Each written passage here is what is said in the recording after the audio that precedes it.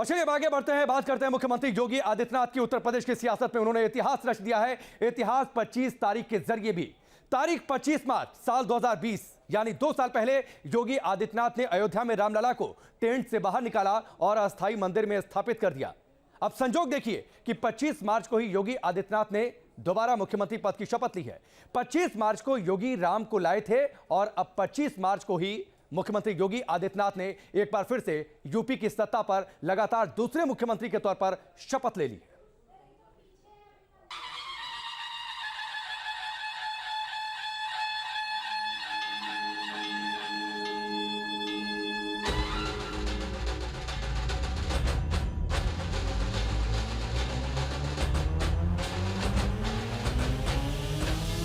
गर्मी कैसे शांत होगी, ये तो मैं मई और जून में भी इसको बहुत शिमला बना देता हूं।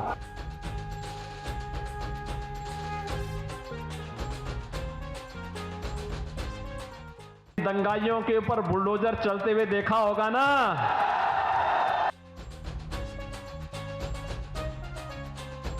अपेक्षाओं पर उन आकांक्षाओं की पूर्ति करने के लिए हम सबको प्राणपण से जुट करके काम करना होगा।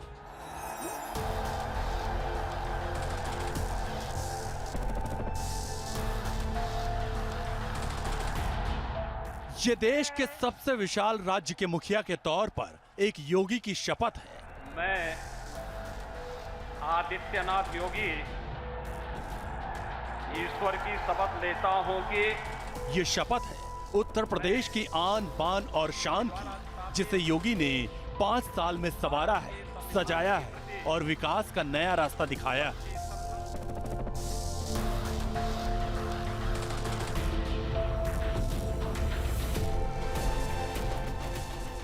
दुनिया के सामने यूपी मॉडल रखा।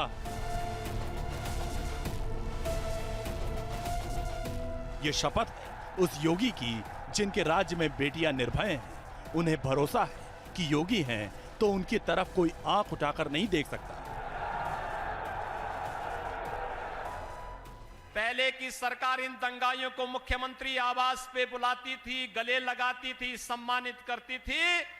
अब मुख्यमंत्री आवास से आदेश पारित होते हैं कि बेटियों की सुरक्षा के लिए खतरा बने हुए तत्वों के लिए पुलिस ऐसा कार्रवाई करे कि इनको आने वाली कई पीढ़ियां अपराध की दुनिया से इनके बाहर हो जाए।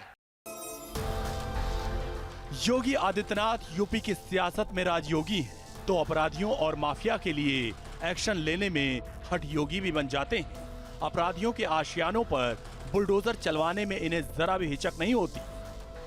इसीलिए इन्हें जनता के तरफ से एक और उपाधि मिली है, बुलडोजर बाबा की।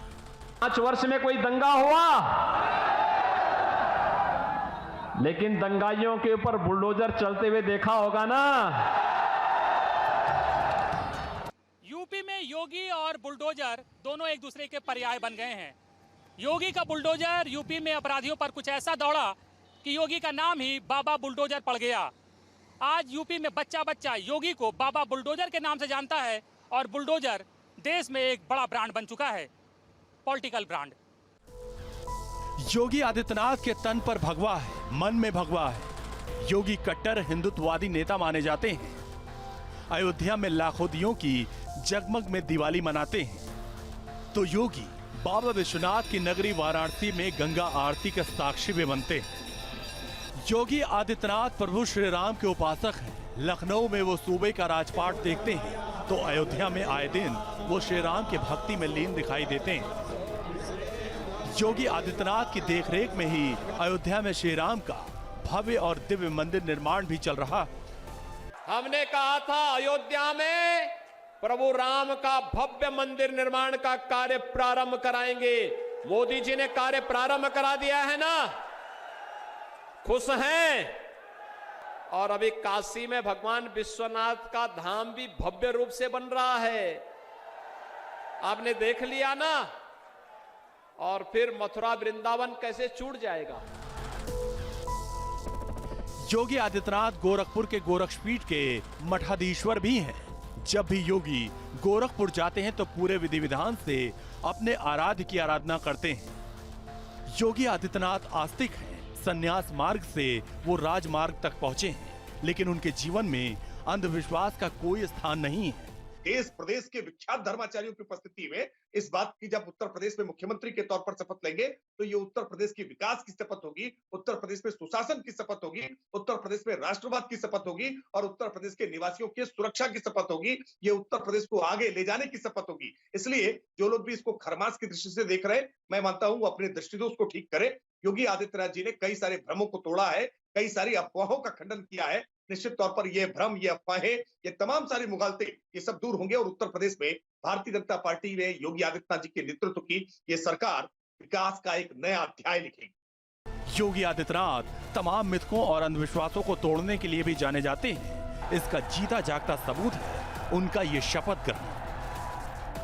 हम आपको बता दें कि योगी आदित्यनाथ ने खरमास में शपथ ली है। ऐसी मान्यता है कि खरमास में कोई भी शुभ कार्य नहीं किया जाता। योगी आदित्यनाथ ने खरमास में शपथ लेकर इस मिथक को तोड़ दिया। योगी मानते हैं कि जनहित के काम के लिए हर पल शुभ ही होता है। ज्योतिष शास्त्र की दृष्टि से 25 तारीख को कोई बहुत ऐसा जो प्रशस्त मुहूर्त नहीं है। इसके बाद भी 25 तारीख को शपथ ग्रहण करने की ये स्थिति हो रही है। तो इस स्थिति में कहा जाता है कि योगी जी विद्याओं का सम्मान तो करते हैं पर बहुत भ्रमजन्य स्थिति में वो खड़े नहीं होते हैं। उनका ये मानना है कि हम कर्म के द्वारा, कर्म योग साधना के द्वारा, पवित्र मन के द्वारा अगर किसी कार्य को करते हैं तो हमें उसमें सफलता प्राप्त होती है। योगी आदित्यनाथ खुद संत हैं। शुभ अशुभ, शकुन अपशकुन को उनसे बेहतर भला कौन जानता होगा। ऐसे में अगर उन्होंने खरमास में शपथ ली है तो जनता में एक संदेश भी भेजा है। संदेश यही कि आस्तिक रहिए, अंधविश्वासी मत बनिए। Team news nation. Brand Modi के करिश्मा और योगी के डंके ने ऐसा कमाल कर दिया कि एक साथ कई मिथक यूपी की सियासत में टूट गए। योगी आदित्यनाथ धर्म मार्ग से राजमार्ग तक आए हैं। उनका भगवा बाना उनकी आस्था का प्रतीक है, लेकिन उनकी सोच वैज्ञानिक और रास्ता विकासवादी है। योगी धार्मिक उत्सव में भरोसा रखते हैं, लेकिन अंधविश्वासों, रूढ़ियों और मिथकों पर उनका नजरिया साफ है। योगी ना तो भय में रहते हैं और ना ही भ्रम में। यही वजह है कि यूपी की सियासत के सारे मिथकों को योगी ने तोड़ दिया। सही मायने में वो यूपी के नेता ही नहीं, यूपी के नायक बनकर उभरे हैं।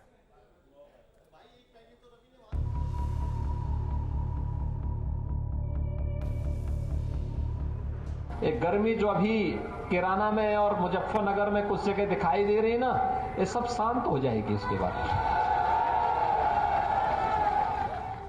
एक भगवाधारी योगी तो दूसरी तरफ कठोर प्रशासन, एक तरफ धर्म तो दूसरी तरफ राजधर्म। योगी आदित्यनाथ जिस धर्म और राजधर्म में संतुलन साधते हैं वो अद्भुत है, अविश्वसनीय है, अकल्पनीय है। धर्म मार्ग पर उनके मन में प्रभु श्री राम बसते हैं तो राजमार्ग पर दुर्जनों के संहार के लिए वो अपने राजधर्म के धनुष की प्रत्यंचा भी चढ़ाते हैं। आपने देखा होगा एक तरफ पूरा देश सरदार वल्लभ भाई पटेल की जन्म जयंती के कार्यक्रम को राष्ट्रीय एकता दिवस के रूप में मना रहा था और दूसरी तरफ समाजवादी पार्टी देश तोड़क जिन्ना की महिमा मंडन का कार्य कर रही थी। उत्तर प्रदेश की राजनीति में योगी ने कई नए कीर्तिमान गढ़े हैं तो कई मिथकों को भी तोड़ा है। खरमास में शपथ तो इसकी एक बानगी भर है। इससे पहले भी योगी ने अंधविश्वासों पर अपने भरोसे की आरी जलाई है। बार बार उन्होंने रूढ़ियों को तोड़ा है। योगी से पहले कोई भी मुख्यमंत्री नोएडा नहीं आता था। ऐसा माना जाता था कि जो नोएडा आता है वो दोबारा मुख्यमंत्री नहीं बनता। 2017 में मुख्यमंत्री बनने के 6 महीने के भीतर ही योगी आदित्यनाथ नोएडा गए। यही नहीं, अपने कार्यकाल में योगी दर्जनों बार नोएडा गए। नोएडा के इस पुराने मिथक को तोड़ते हुए योगी ने अब दूसरी बार मुख्यमंत्री पद की शपथ ली है। रूढ़िवाद और अंधविश्वास पर योगी जिस तरह से चोट करते हैं उसके मुरीद तो प्रधानमंत्री नरेंद्र मोदी भी हैं। जिस नोएडा के संबंध में एक छवि बन गई थी कि कोई मुख्यमंत्री यहां आ नहीं सकता है,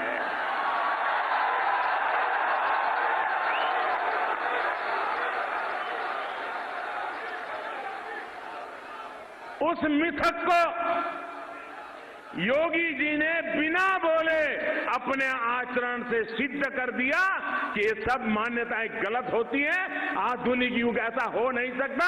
और इसलिए मैं योगी जी को हृदय से बधाई देता हूं। आस्तिक योगी के अंधविश्वास विरोधी रूप की कहानी यही खत्म नहीं हो जाती।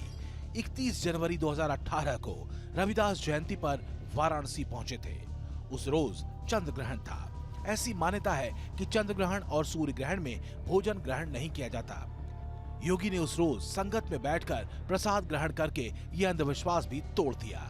यही नहीं, यूपी के मुख्यमंत्रियों के लिए तो आगरा का सर्किट हाउस भी अभिशप्त था। 16 वर्ष पहले राजनाथ सिंह बतौर मुख्यमंत्री आगरा के सर्किट हाउस में रुके थे। उसके बाद उनकी सत्ता चली गई। इसके बाद कोई भी मुख्यमंत्री आगरा के सर्किट हाउस नहीं गया। योगी आदित्यनाथ अपने आगरा दौरे में बाकायदा सर्किट हाउस में रुके और उससे जुड़े अंधविश्वास को तोड़ दिया। सन्यासी के लिए न काल की कोई अवधारणा होती है और न कोई मिथक होता है। सन्यासी जो भी काज करता है वो लौकिक नहीं पारलौकिक करता है और वो राष्ट्र के उत्थान के लिए करता है और राष्ट्र का कल्याण जिसमें निहित होता है वही कार्य होता है। योगी आदित्यनाथ हिंदू धर्म के ध्वजा वाहक हैं, लेकिन रूढ़िवादिता और अंधविश्वासों से कोसों दूर। सारी रूढ़ियों को तोड़ते हुए उन्होंने जो कीर्तिमान बनाया है, एक नजर जरा उस पर भी डाल लीजिए। पिछले 37 सालों में योगी यूपी के पहले ऐसे नेता हैं जिन्होंने लगातार दूसरी बार मुख्यमंत्री पद की शपथ ली है। योगी आदित्यनाथ बीजेपी के पहले ऐसे नेता हैं जिन्होंने यूपी में 5 साल का अपना कार्यकाल पूरा किया है। 5 साल का कार्यकाल पूरा करने के बाद दूसरी बार शपथ लेने वाले यूपी के पहले मुख्यमंत्री हैं योगी आदित्यनाथ। योगी आदित्यनाथ अब एक नेता नहीं, जननायक बन गए हैं। कश्मीर से कन्याकुमारी तक, गुजरात से बंगाल और पूर्वोत्तर तक उनके नाम का डंका बजता है। बीजेपी में प्रधानमंत्री नरेंद्र मोदी के बाद योगी सबसे बड़ा चेहरा बनने की ओर है। दूसरे राज्यों के चुनाव प्रचार में सबसे ज्यादा मांग योगी की ही है। सूबा कोई भी हो, मंच पर कोई भी हो, अगर उस मंच पर योगी पहुंच जाते हैं तो लाइन वहीं से शुरू होती है। चारों तरफ सिर्फ योगी योगी की ही गूंज होती है।